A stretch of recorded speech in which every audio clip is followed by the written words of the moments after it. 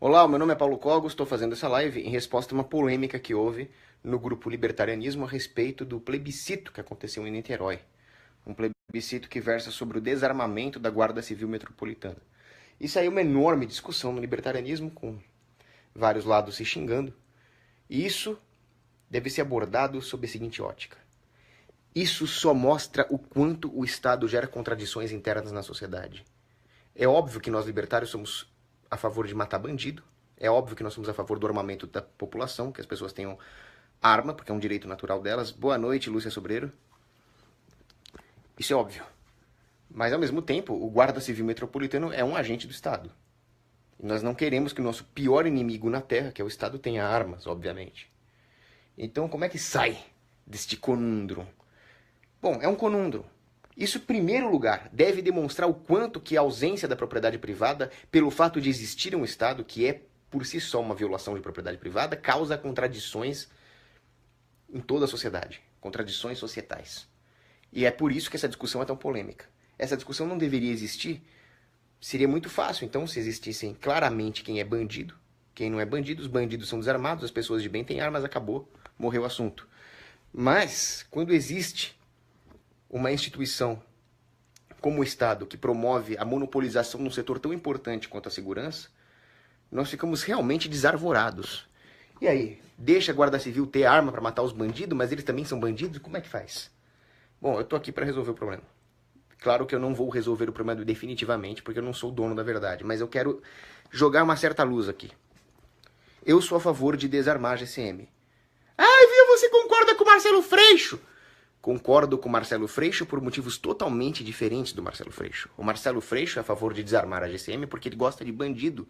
Aliás, ele é um hipócrita porque ele tem seguranças armados. Ele deveria ser o primeiro a ser desarmado. E deveriam tacar ele no meio dos traficantes ali. Ele gosta de bandido, ele gosta de ver as pessoas inocentes morrerem. Ele deve ter um fetiche sexual por bandidos. E eu não. Eu quero desarmar a GCM porque eu odeio bandidos, incluindo a GCM. E eu quero ver os bandidos comuns, os assaltantes, os estupradores, sendo torturados e mortos. E quem nos impede de fazer isso, principalmente, é o Estado. Aí eu vi o único argumento plausível a favor de armar a GCM foi do Gabriel Filbois. Eu não sei se é assim que pronuncia o nome dele, mas eu gosto muito do francês, então eu falo Filbois. E ele disse o seguinte: é preciso aplicar o princípio da subsidiariedade à GCM. E a aplicação máxima da subsidiariedade seria a liberdade individual. Até aí eu concordo com ele que a liberdade individual é a aplicação máxima da subsidiariedade. Por isso que todo conservador deveria ser um libertário. Mas isso não se aplica à GCM, não no nosso contexto político. Antes de analisar se nós realmente estamos sendo subsidiários e adotando uma estratégia válida de descentralização e redução do poder do Estado, uma nulificação reversa, é preciso analisar o contexto político. Então não adianta dar uma de libertinha agora. Não, monarquia é socialismo, democracia também é socialismo, todo governo é socialismo. Concordo, é tudo socialismo, mas existem diferenças. Se nós vivêssemos no Sacro Império Romano-Germânico e existisse ali um pequeno ducado com a guarda do vilarejo, eu seria contra desarmar essa guardinha do vilarejo, mesmo que fosse do majordomos. Porque o grande problema do Sacro Império Romano-Germânico foi que, com o tempo, ele foi se centralizando. A Prússia acabou centralizando. Depois houve a unificação alemã. E seria preciso que houvesse forças locais capazes de resistir aos exércitos unificadores. Isso era válido no contexto político do Sacro Império Romano-Germânico ou das monarquias medievais. Você vê, por exemplo, os monarcas ingleses que pressionaram o João Sem Terra e assim por diante. Então, sim, existia um tempo em que mesmo que o duque, o conde, o barão fossem membros de um certo estado, eles representavam uma resistência aos poderes centrais. À medida em que a concentração do poder militar foi se tornando cada vez mais escabrosa, cada vez mais concentrada na mão de alguns monarcas, isso tudo foi desaparecendo. Essa resistência foi sendo minada. Mas ela não foi minada só por meios militares. É um erro achar que isso aconteceu. Porque se ela fosse só por meios militares, ela não seria sustentável. O Boris Yeltsin falava, você pode fazer um trono com baionetas, mas não pode sentar nele por muito tempo. Então, o Estado encontrou meios institucionais, psicossociais, de manter essa centralização, essa simetria do poder militar. Porque, de fato, as forças militares e políticas locais poderiam sim representar uma resistência. Um duque não ia querer perder o poder que ele tem naquela localidade para um rei. Nem o rei ia querer perder para o imperador. Então, o Estado, muito inteligentemente, descobriu há muito tempo atrás aquilo que o Gabriel Filbois está falando agora. Ele fala, não, o Estado não é um monstro que age individualmente. Nós temos que aplicar o individualismo metodológico ao Estado, concordo? Então, o Estado é composto por vários agentes que nem sempre vão agir de forma harmônica na visão do Estado. Ou seja, nem sempre vão agir de forma a concentrar todo o poder na mão daqueles que realmente controlam o Estado. O sistema, muitas vezes, age contra o sistema. Mas o sistema é tão inteligente que ele sabe disso também. O que o Gabriel Filbois está falando em defesa do armamento da GCM não é uma novidade para o sistema. O sistema sabe disso. E a maneira, o artifício mais inteligente que o sistema encontrou de se manter se chama Constituição. A Constituição é uma grande tragédia. Porque a Constituição faz com que todos os agentes estejam alinhados aos interesses do Estado. Então, quando você vê um liberaleco defendendo um governo constitucional, dê um soco na cara dele. Porque ele está defendendo o artifício mais inteligente do Estado para fazer com que todos os agentes, agindo independentemente, acabem estando alinhados com os interesses do Estado centralizador. Isso é muito grave. Por quê? E aí foi o grande erro dos nobres ao impor uma Constituição lá para o João Sem Terra. Porque agora você tem um documento que não pode ser violado. É claro que a hermenêutica desse documento vai se dar de acordo com os interesses daqueles que têm mais meios concentrados para fazer valer essa hermenêutica. No caso, aquele que tiver mais poder. Então a Constituição vai catalisar o processo de nulificação dos poderes locais e concentração de poder de uma forma que os poderes locais não possam resistir, porque eles precisam respeitar a Constituição. E cada poder local individualmente vai querer a sua própria segurança imediata, né? Alta preferência temporal. Segurança imediata para eles é a Constituição. Evita nossas brigas internas e tal. Mas isso só vai diminuindo os poderes locais e aumentando o poder central. Certo? Nós vimos isso na história do Brasil. Revolução Constitucionalista de 32. Eu acho legal, MMDC, eu sou a favor de separar São Paulo, obviamente, sou a favor de separar minha casa. Mas, olha o nome da Revolução, Constitucionalista. Eles se colocaram contra o Getúlio, eles resistiram ao Getúlio, quiseram separar São Paulo. É verdade. É verdade. O general Bertoldo Klinger fez toda aquela resistência, é verdade. Mas eles não fariam isso se o Getúlio respeitasse a Constituição. Ou seja, o nosso ímpeto separatista morreria se o Getúlio respeitasse a Constituição. Então a Constituição virou a grande desculpa. A Constituição virou a grande válvula de escape moral para todos esses agentes. Se nós vivêssemos numa monarquia não constitucional, um sacro império, nós não teríamos uma Constituição, seria válido sim armar os agentes locais, mesmo que eles pertencessem a uma prefeitura. Mas nós não vivemos no Sacro Império, nós vivemos numa república constitucional. Numa república constitucional, as forças locais, municipais, estaduais, estou falando então da GCM, da Polícia Militar, das polícias civis, elas não são focos de resistência contra o poder federal. Pelo contrário, elas permitem a capilarização do poder federal de uma forma que nunca nenhum ditador, nenhum imperador conseguiu na história. Porque eles não tinham tecnologia para isso. Eles não tinham arranjos institucionais para isso. No passado, como é que um rei ia fazer para vigiar um vilarejo? Não ia. Quem vigiava o vilarejo era o duque. Se o duque não quisesse, ele resistiria ao rei e o rei não teria muito o que fazer. Poderia mandar as tropas dele, como mandou várias vezes? Poderia. Mas imagina o custo político, o custo econômico desse rei. Ou seja, nem sempre as forças de segurança locais estavam alinhadas aos interesses desse rei. Hoje não é assim que funciona. Não é o exército brasileiro que vem te cobrar imposto de renda. Quem te cobra os impostos federais são as forças estaduais. Quem vem te cobrar imposto de renda não são os fuzileiros da Marinha do Brasil. É a polícia aqui. É o cara da companhia que está aqui no meu bairro que pega o meu dinheiro e dá para Dilma e pro Temer, seja lá que parasita que for. Isso não é grave? Isso é gravíssimo. Então, o saco de Constituição também, e saco de conexão. Essas instituições trabalham para o governo. Ele está capilarizado. A GCM é um caso assim. É claro que tem também motivos éticos. A GCM passa a maior parte do tempo dela não é matando vagabundo, não é matando bandido, não é matando estuprador, não é caçando terrorista. A GCM passa a maior parte do tempo dela roubando cobertor de mendigo.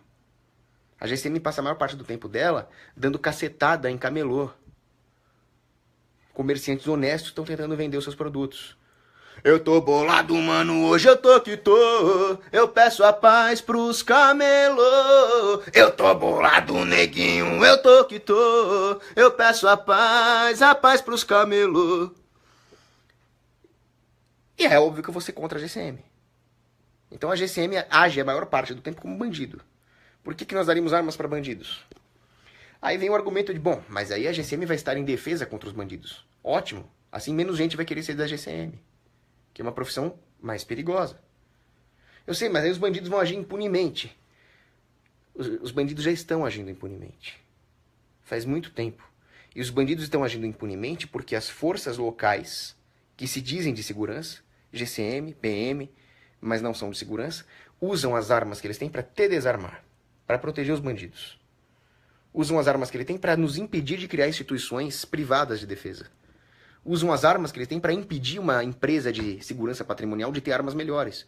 As empresas de segurança trabalham com um revólver 38 velho, com várias regulações. Por quê? Porque a polícia os obriga a fazer isso. Ou vocês têm dúvida que a GCM colaboraria com as polícias para desarmar o povo? É por isso que os bandidos agem impunemente. Os bandidos agem impunemente não é porque a polícia não tem arma, é porque a polícia tem arma. E essas armas estão apontadas no cidadão. É preciso entender isso. Numa democracia, a GCM tem que matar a Anatel primeiro, cara. Esquece tudo que eu falei no vídeo. Entra na Anatel e mata todo mundo, depois nós resolvemos o resto. Bom, vamos lá. Numa democracia, a GCM, a PM, não vão se colocar contra o Estado. Não vão ser um bastião de resistência separatista. Eles vão agir constitucionalmente. Eles vão sempre defender a Constituição. Toda porcaria de repartição pública fardada, quando alguém entra na corporação, eles fazem um juramento de defender a Constituição. E a Constituição permite, então, que o governo se capilarize. Armá-lo é armar o Estado. É armar o Estado federal. Toda vez que uma arma está na mão de um cara desses, é Brasília que está ganhando. Não nós. Não adianta, enquanto vocês estão querendo botar arma na mão da GCM, enquanto vocês quiserem botar arma na mão da PM, vocês estão cometendo o mesmo erro do cara que vota ofensivamente. Vocês ainda estão depositando as suas esperanças na mão do Estado. Você acha que é o Estado que vai te proteger de bandido. Ou pior, você acha que o Estado é que vai te dar liberdade. Essa é grave. Esquece isso. Vamos tirar a arma da mão dos bandidos e vamos fazer aquela redução mental, aquela regressão ao que é ético e o que não é. O GCM é um agente estatal. Agente estatal é bandido. Bandido não tem que ter arma. Fim. Essas considerações, mas aí o bandido tá... Essas considerações são utilitárias. E elas causam contradições morais. Que nós não podemos tolerar se nós quisermos realmente... Não é possível, cara. Não é possível, cara. Eu vou invadir a Anatel amanhã, cara. Um canhão giratório. Bom, essas contradições morais não podem acontecer se nós quisermos ter unidade de propósito, coordenação, concatenação nas nossas ações contra o Estado. Além disso, tem outro problema. É o que se não me engano, é o Gary North. Ele fala sobre o custo da liberdade. A liberdade tem um custo. As pessoas têm problemas para se juntar e combater o Estado. Mas elas podem fazer pequenos atos agoristas que, na sua somatória, geram um certo alinhamento de incentivos para que facilite que a pessoa comum drible o Estado nos seus pequenos atos. Qualquer um que estude Conk, agorismo, sabe disso. Agora, não é o exército brasileiro, não é a marinha do Brasil, não é a força aérea que vão te coibir de realizar esses pequenos atos agoristas. Quem vai te fazer isso é a GCM. Quem vai te fazer isso é a PM.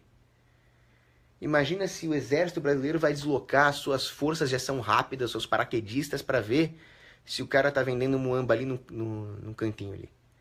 Eles fazem isso lá na fronteira.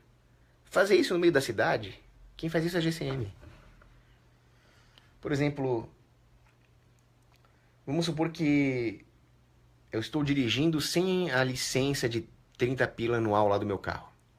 Quem vai apreender o meu carro não é a Infantaria da Aeronáutica. É o guarda, é a PM. Esses caras têm que ser desarmados. É que eu concordo com muita gente quando eles falam o seguinte, é um perigo a Força Nacional de Segurança. Por exemplo, na União Europeia, aquela vagabunda daquela ministra da Defesa da Alemanha lá, a Ursula von der Leyen. Vagabunda. Como diria o Alborguete, vagabunda, capivara! Ela queria criar um exército da União Europeia. Isso é grave. Isso seria o quarto Reich. Aliás, a União Europeia já é o quarto Reich. E esses caras deveriam ser desarmados primeiro. O grande erro é achar que as forças locais são resistência contra isso, quando na verdade elas são os sugadouros de recursos da sociedade para sustentar esses eurocratas que têm essas ideias de jirico aí. Então, não sustente o sistema. Não, eu vou acabar porque não dá, cara. A conexão não dá, cara. Não dá. Eu vou acabar aqui, antes que eu fique puto. Anatel maldita. Bom, tem as perguntas aqui, né? Tem a Brenda perguntando. Deixa eu responder. Vamos ver se não cai essa porcaria. A Brenda é Schwarzbach. Sobrenome bonito, hein? Sou nova no pensamento libertário e gostaria de saber sobre... Essa conexãozinha é de bosta. Deixa eu ver se aqui pega melhor. Tava carregando o bagulho. Não é possível, meu. Não é possível. Cogo, sou nova no pensamento libertário e gostaria de saber a sua opinião enquanto os acidentes de segurança que podem acontecer no mundo anarcocapitalista. Você concorda comigo que quanto maior for o poder de barganha do trabalhador, mais os empresários vão ter que investir em... Faz o seguinte, eu falo exatamente sobre isso num vídeo que eu fiz a favor das terceirizações. Entra no meu canal, canal do Paulo Cogos, procura lá terceirizações ou em defesa das terceirizações, uma coisa assim. Eu falo muito sobre acidentes de trabalho e como o livre mercado seria muito superior ao Estado, que é um lixo. Aí, se você tiver alguma dúvida, você pode mandar inbox. Porque esse não é o tema da live, né? Mas agradeço a pergunta aqui. Ah, cara, não dá.